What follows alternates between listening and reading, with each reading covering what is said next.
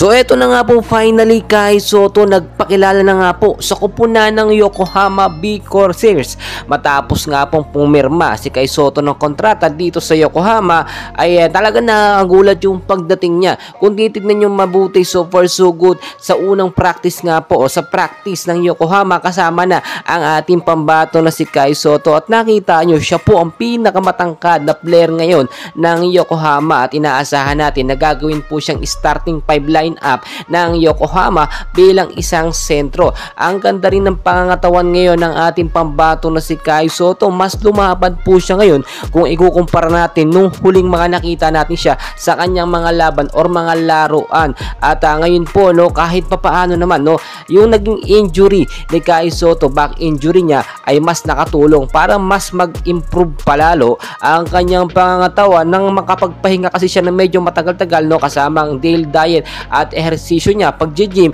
talagang lumaki po ang pangangatawan ni Kai Sotto. Ngayon po, ine-expect po ng kupunan ng Yokohama na maganda ang maipapakitang performance ni Kai Sotto dito nga po sa kupunan ng Yokohama at inaasahan natin posible pong mabigyan ng mahabang playing time si Kai Sotto, which is pwedeng mag-average from 15 to 25 minutes of playing time. Si Kai Sotto din po yung lubos na nagpapasalamat sa kanyang mga solid fans na talagang nakasubaybay at nandyan lamang, at ganoon din sa mga bashers, no, na walang tiwala sa ating pambato na si Kai Sotto. So kahit po nasa kupunan ng Yokohama itong si Kai Sotto, hindi po magbabago ang kanyang performance, ang kanyang skills. Aabangan pa rin niya ng mga NBA teams at ng mga NBA scout. Hintayin lamang natin makabuelo ang ating pambato na si Kai Sotto dahil dito sa kanyang panibagong team na Yokohama, no, ay may personal trainer siya na talaga namang nakita natin napakatindi ng mga training na ipinibigay. Ang kulang po kasi kay Kai Sotto, mga kaibigan, no,